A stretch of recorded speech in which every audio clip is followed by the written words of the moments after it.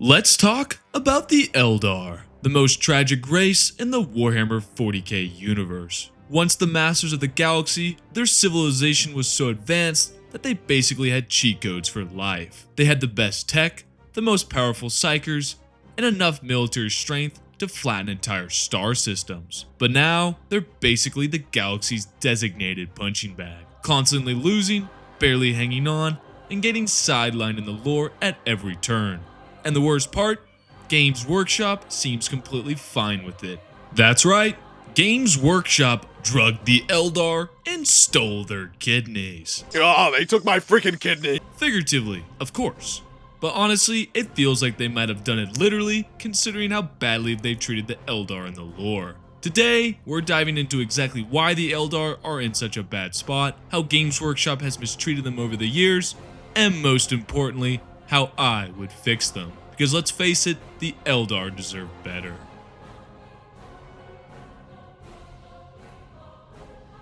To understand just how far the Eldar have fallen, we need to go way back to when they were the undisputed masters of the galaxy.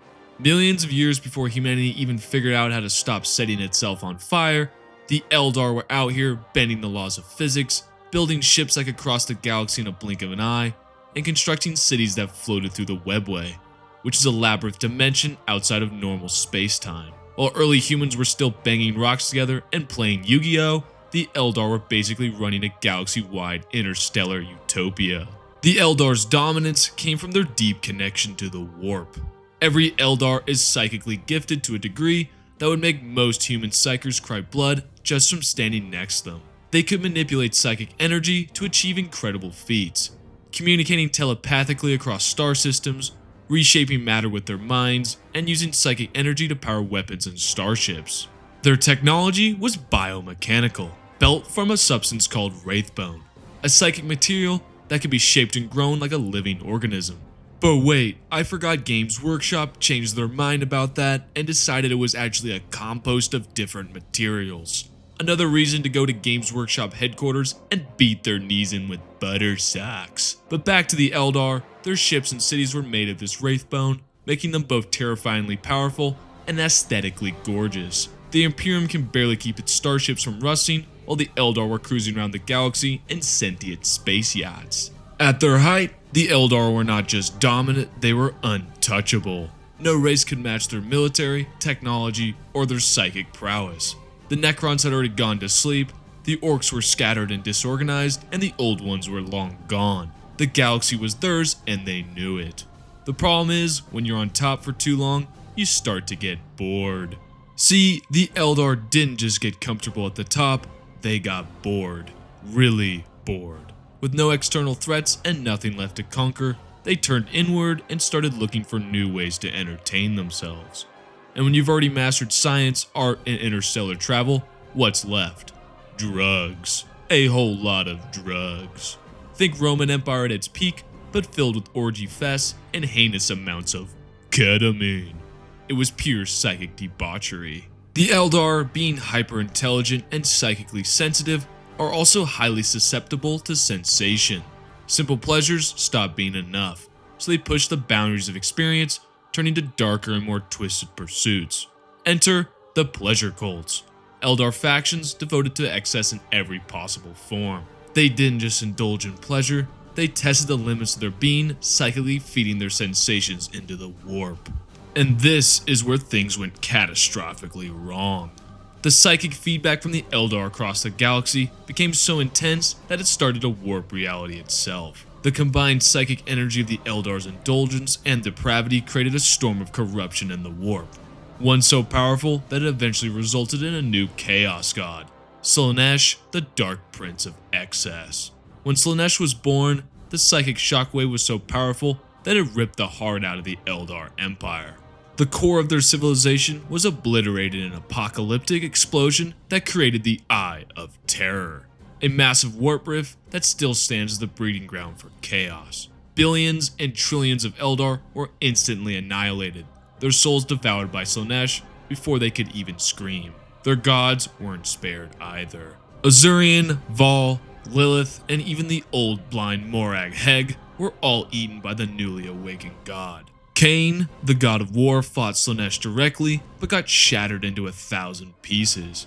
His remains now exist as the fragments known as the Avatar of Cain, living weapons that the craftworld Eldar can summon in times of need. And they lose to everything under the fucking sun, so they're essentially losers. Isha, the goddess of healing, was captured by Nurgle, the chaos god of decay, and is currently being held hostage in his garden. She's essentially being force-fed plagues as Nurgle tries to impress her with his disease collection. Way to go, buddy. And then finally, we have Kegarak, the laughing god, who was the only one who saw it coming. He fled into the webway and now plays a cosmic game of hide-and-seek with Slaanesh. He's the only surviving Eldar god, and his followers, the Harlequins, still serve him. And so, the Eldar Empire collapsed in a single psychic scream. Their entire culture, history, and dominance were wiped down in what amounted to a cosmic hangover from the worst party ever. A few Eldar survived the fall by being lucky enough or paranoid enough to have already left the core worlds. First, we have the craftworld Eldar. These were the Eldar who saw the writing on the wall and peaced out before the fall. They constructed massive wraithbone ships known as craft worlds, essentially self-sufficient space arcs, and now live as nomadic fleets trying to preserve their culture and keep their race alive. They've adopted a strict monk-like lifestyle known as the Path to control their psychic urges and avoid repeating the mistakes of their ancestors. Next, we have the Harlequins, the cosmic jesters of the Eldar. Followers of Kegarak, the laughing god, Harlequins guard the webway and fight chaos with deadly precision and theatrical flair. They dress like they're about to give the best performance of their life and see warfare as a sacred play. If you see a Harlequin on the battlefield, it's already too late. Then we have the Exodites, the back to basics Eldar. These guys saw the decline coming and bailed to remote planets where they lived simple farm lifestyles. They ride dinosaurs, fight orcs with psychic bows, and generally avoid the galaxy's problems. They're basically the space Amish with laser rifles. Finally, we have the Drukhari, or Dark Eldar, and they are the worst of the worst. The Dark Eldar didn't give up their pleasure-seeking ways after the fall. Instead, they retreated into the depths of the webway and founded Kamun-Ra, the Dark City. Since Slaanesh is still after their souls, they figured out a workaround. Instead of dying and getting eaten, they regenerate their life force by torturing others. Think of them as the galaxy's most sadistic vampires. They raid planets, kidnap people, and sustain themselves on pain and suffering. What a bunch of assholes.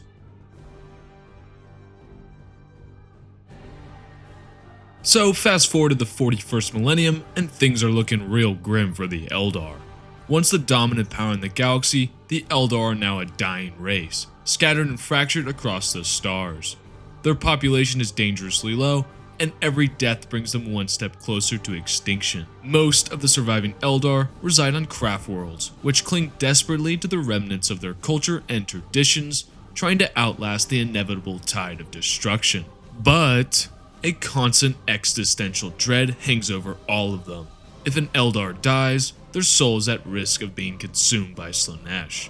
To prevent their souls from becoming Slaanesh post-party snacks, the Eldar store them in spirit stones, precious psychic crystals embedded into the wraithbone of their craft worlds. These stones allow the souls to rest safely within the craft world's infinity circuit, where they can lend their wisdom and power to the living. Basically, it's like the Eldar's Dropbox, but for souls. But here's the problem.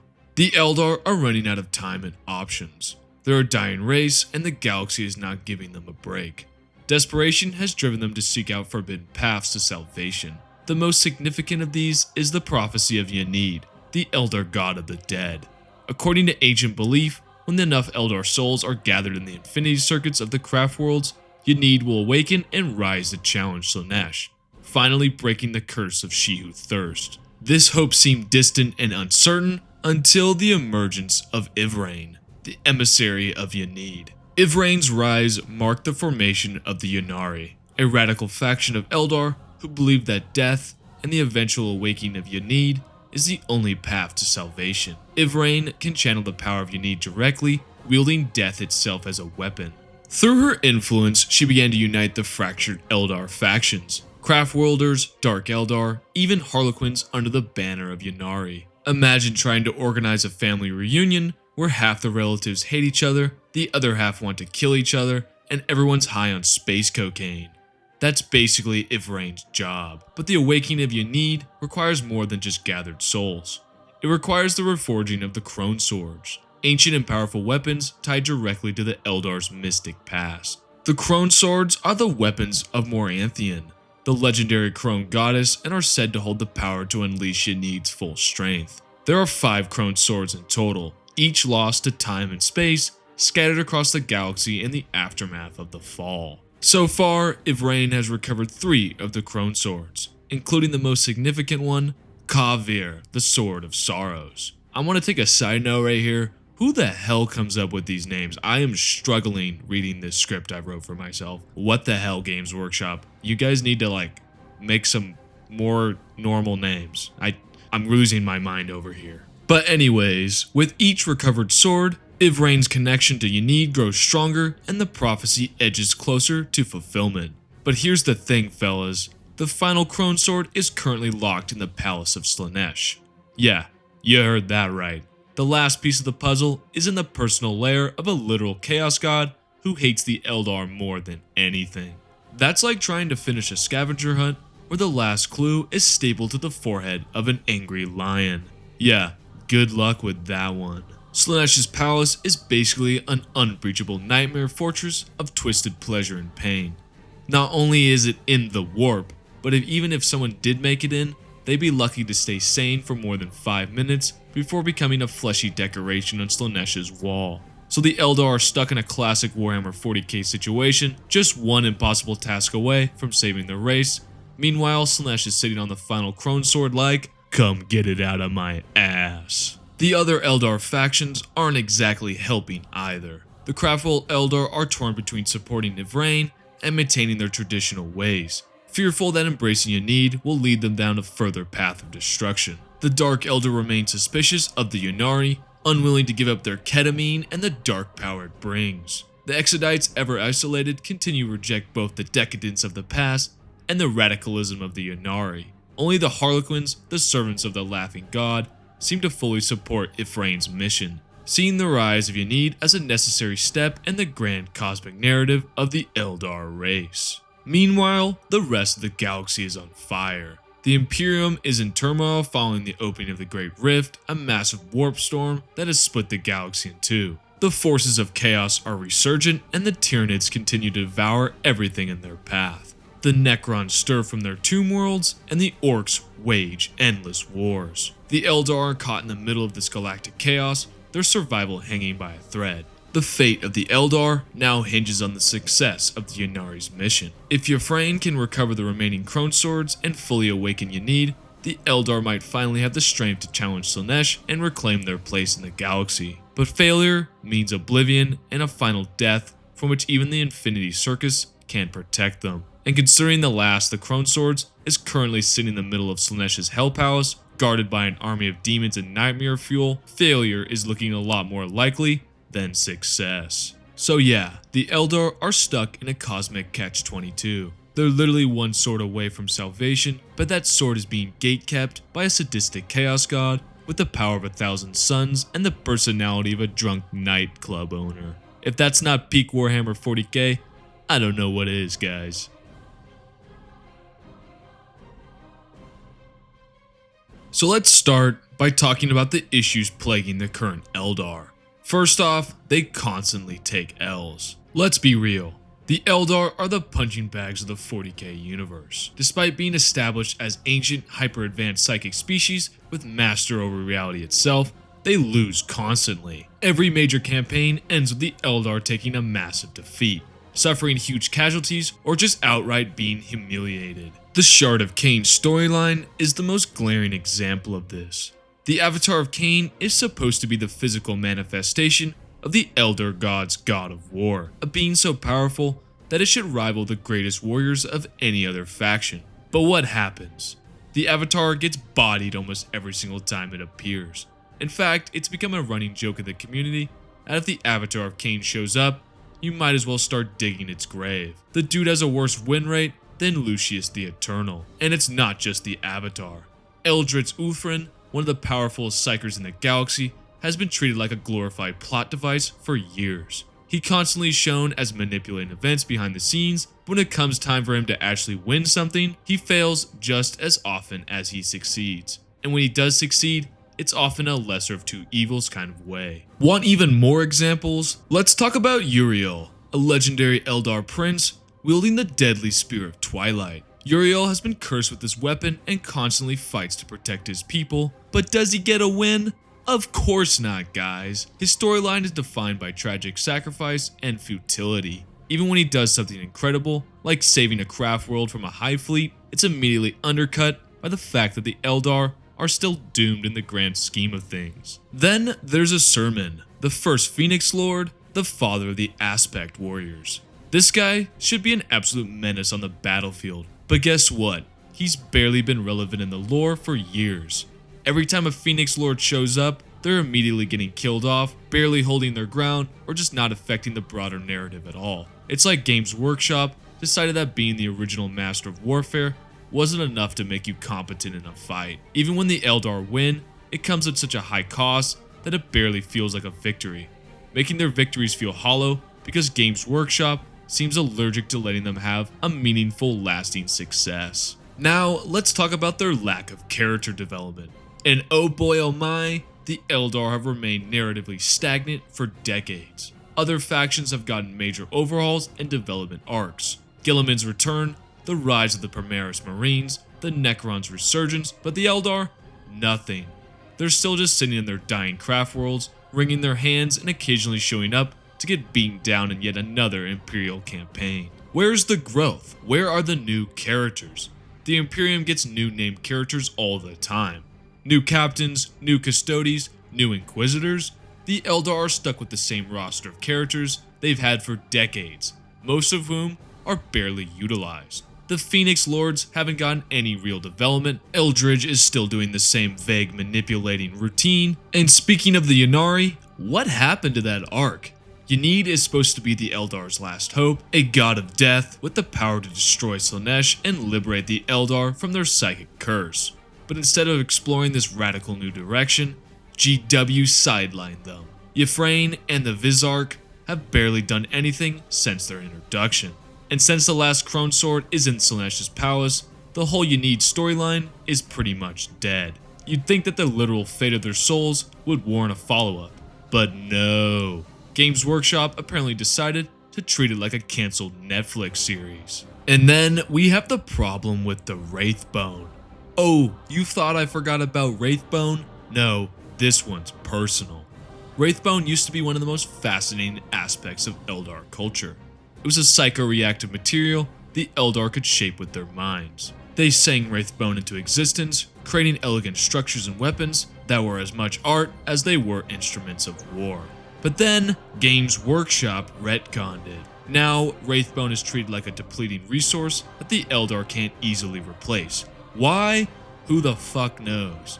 The most psychically gifted race in the galaxy suddenly can't create their most important material. That's like telling the Mechanicum they've forgotten how to build toasters. It's a lazy, uninspired change that strips the Eldar one of the most defining cultural traits. The psychic connection to their technology was part of what made the Eldar unique.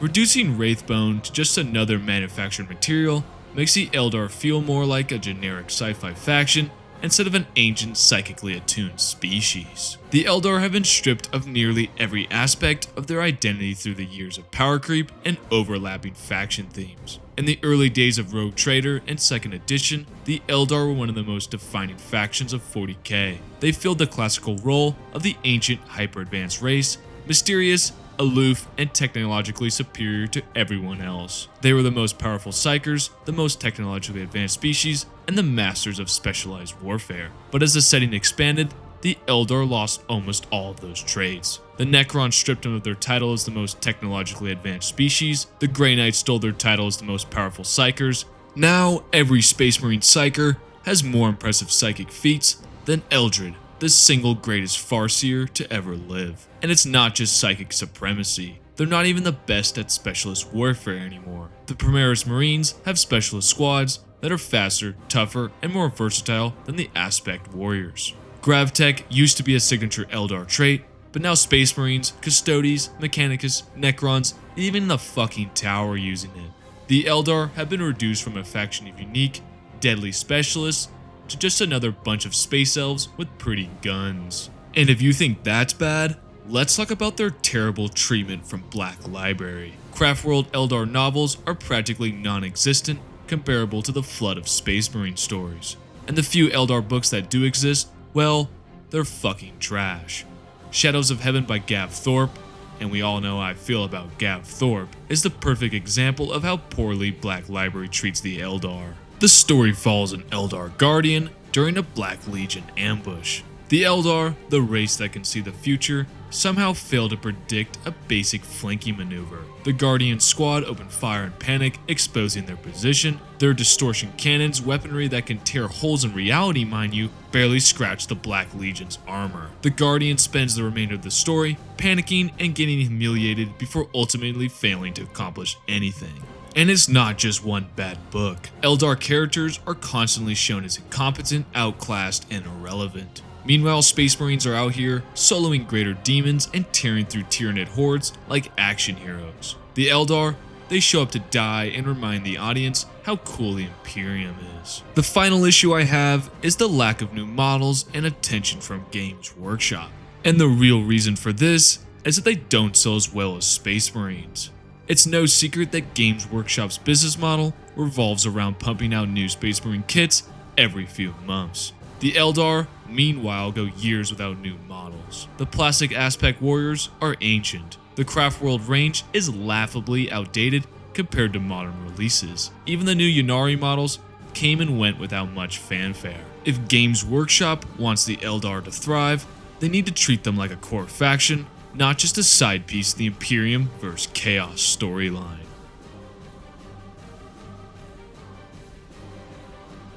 So how would I fix the Eldar? I would start by not making them lose all the time. Look, the Avatar of Khaine is a literal god of war, right guys? The dude is supposed to be a powerhouse who could melt mountains with the swing of his flaming sword. But when was the last time he actually did something of note? We're all stuck with the Avatar getting curb stomped by some low-tier Chaos Marine or hanging out in the background of battles he should be dominating. It's hard to scale the Avatar's power when he spends more time losing than winning. So here's an idea. Give him a plot where he actually shows off his god-tier abilities for once. Imagine this. The Avatar actually gets to shine in a narrative where he takes on a greater demon or even a named character like Abaddon or Mortarion. Not a close call or a barely escaping scenario. No, he actually wins. The Avatar storms into the Eye of Terror like a fire-wielding freight train, leaving chaos forces in his wake. He reaches the heart of the eye in a glorious final duel. He rips a demon prince's chest apart with Khaine's fiery fist. That's how you make the Avatar feel like a god again, rather than just the punching bag of the 40K universe. But why stop there? The Eldar have a ton of other characters who need a lot of love. Let's not forget Eldritch Uthrin, the greatest psychic mind of the Eldar race. Right now, he's treated like 40K's most disappointing chess player, constantly losing against every galactic threat like a guy who's always 3 steps behind. Instead of that, let's have Eldritch actually manipulate a galactic event into a decisive victory for the Eldar. Picture him outsmarting Typhus and leading the Death Guard into a psychic trap that destroys half their fleet. Then we've got Uriel. This guy has been a walking tragedy for ages, cursed by the Spear of Twilight and his entire existence defined by sacrifice. But instead of that, let's give Uriel a redemption arc where he finally destroys a major threat. Maybe he pulls off a heroic sacrifice to kill a Tyranid hive mind, only to actually stay dead for once. Or imagine Uriel survives, and because of Ynid's rise, the curse of the Spear of Twilight is broken. He gets to retire as a legend, with his Craftworld singing his praise. That's the kind of storyline Uriel deserves, not just being stuck in an endless cycle of doom and gloom. But hey, let's not forget the Phoenix Lords either. These guys were once the ultimate warriors of the Eldar, and now they've been sidelined to background cameos or one-off mentions. So let's put them in the driver's seat for once. Osterman leading a campaign to reclaim a lost Craftworld, not just holding the line, but actually winning and facing off against a Demon Prince or even a Demon Primarch. The bottom line is that the Eldar need to stop being the punching bags of 40K. They're supposed to be the most advanced, cunning, and powerful race in the galaxy, so let's see them act like it. Imagine these characters not only winning battles, but actually dominating and pushing the narrative forward. Now, let's talk about Yanid and the Ynnari. Yanid, the Elder God of the Dead, was supposed to be the Eldar's great hope against Slaanesh. But let's be real, it's kind of hard to awaken him when doing so would have serious consequences for the rest of the galaxy. If Yanid fully awakens, what happens to Slaanesh? That's not just a little shakeup, it's a full-on existential crisis for one of the biggest powers in the galaxy. It'd be like the Eldar pulling off a cosmic heist, and Slaanesh would probably throw the biggest temper tantrum the warp has ever seen. It could create a massive ripple effect in the warp, and the Emperor's children, who just got a whole new codex, would certainly be involved in trying to stop it. That's a lot of chaos. So here's the thing. Actually fully awakening Yanid would be a tough one to pull off, without turning the galaxy upside down. Instead of fully bringing Yanid into the material world, maybe the Eldar could unlock a part of his power, a sliver of his influence, without triggering a full awakening. This could result in new psychic powers or new Wraithbone abilities, giving the Eldar a glimpse of Yanid's potential while keeping the balance intact. It's like unlocking a powerful DLC without wiping out your save file. Alternatively, we could look into the Ynnari trying to manipulate Yanid's power in a different way, maybe as a tool rather than godly intervention. Ifrain could lead a major campaign to siphon off fragments of Yanid's essence for specific limited uses, like temporarily reviving fallen heroes or crafting psychic shields to hold back the tide of chaos. That way, the Eldar still get a taste of Yanid's power without unleashing a galaxy-shattering catastrophe. And now we finally come to it, Wraithbone.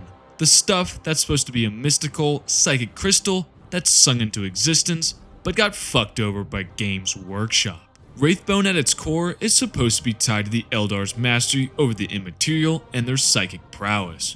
So why, oh why, did Games Workshop retcon it into something that could be mass-produced like plastic toys? In previous lore, it was established that the Bone Singers had to sing Wraithbone into existence, forming structures and shapes with their psychic powers. It's not just some kind of building material, it's the stuff of arcane rituals, of ancient power, of an entire race's soul being imprinted into the world around them. So how do we fix this? Simple, let's bring back the psychic connection to Wraithbone and make it something that truly defines the Eldar once again. Imagine a Bone Singer in the middle of a chaotic battlefield, using nothing but their mind to construct a massive Wraithbone fortress. As they sing the bones into existence, their psychic pulses with energy, creating a shimmering, glowing fortress out of nothing. You can see the psychic energy vibrating through the structure, forming the Wraithbone into a material that is alive and resonating with the will of the Eldar. Now that's how you show the Eldar are still ahead of the curve in the galaxy. And now, let's talk about fixing their power scaling. The Eldar have fallen behind in nearly every area that once made them the galaxy's most powerful race. Tech, psychic abilities, and specialized warfare. The Necrons stole their tech, the Grey Knights overshadowed their psychic prowess, and the other factions have outdone them in specialized tactics. It's high time to give the Eldar a solid fix and put them back on top. First off, the Eldar need to reclaim their status as the most powerful psychers. Eldritch should be the undisputed psychic king, regularly pulling off feats that leave others in awe. No more close calls or near misses with lesser psychers, he should be crushing them like a cosmic god. To make this happen, let's make him not just countering threats, but dominating the battlefield with devastating abilities, like shredding whole squads of space marines with mini blasts or manipulating reality itself. For tech, we need to restore the unique grav tech dominance. The Eldar were once the only ones with gravity-defining technology, and that's something that should remain their signature. They should have exclusive grav-driven weapons and vehicles, making them faster and more maneuverable than other enemies on the battlefield. No one else should be able to match them in that area, and if someone tries, the Eldar should outclass them with superior craftsmanship and innovation. And finally, let's re-energize their specialized warriors. Aspect warriors were once the epitome of precision and skill, and it's time to remind the galaxy that the Eldar are the ultimate specialists. Instead of being outclassed by every new marine kit, let's give howling banshees, striking scorpions, and the like their own niche. Whether it's a new unique ability or new units, the Eldar need to be masters of specialized tactics again, with each aspect warrior squad being an absolute force in their chosen field. It's time to put the Eldar back on their throne and remind everyone that they are, without a doubt, the most advanced and dangerous race in the galaxy. The last fix I want to go over is their treatment by Games Workshop. The Eldar have been completely shafted by Games Workshop and the Black Library when it comes to proper representation. Over the years, they've been relegated to secondary roles in most major narratives, and their characters have been poorly treated in both lore and models. The treatment has been, well, let's just say it's not been the glorious return to their former glory that we were hoping for. Let's start with Black Library. There's been a lack of good Eldar-focused novels for far too long. For a faction as iconic as the Eldar, it's absurd that they've been treated as a backdrop for other faction stories. We need to see the Eldar win, not just hollow or periodic victories. Yvraine and Eldridge and other major characters need to win. Imagine a full-length novel where Yvraine leads a Ynnari-led warhost into the heart of Chaos territory, reclaiming a Krone world in a nail-biting heist that plays out like a high-stakes action film. We need the Eldar to take center stage, not just be part of someone else's plot. There's also the issue of Eldar models. While some of their kits are fantastic, Games Workshop needs to update and expand their range. The Phoenix Lords, for example, could really use some new plastic models, especially considering how prominent these characters are in the lore. Why settle for a couple of old metal miniatures when these characters could have incredible new kits that showcase the craftsmanship of the Eldar? And the craft world Eldar as a whole needs some love. Let's have some new updated tanks, new HQ choices, and maybe even some new aspect warriors to add variety to their army and emphasize just how much specialized warfare they're capable of. When was the last time we got a plastic Farseer? It's been forever. And let's not forget about the Ynnari. They're supposed to be the future of the Eldar, and yet they don't get the same attention they deserve. Yvraine and the Visarch duo need new models and more significant narrative roles.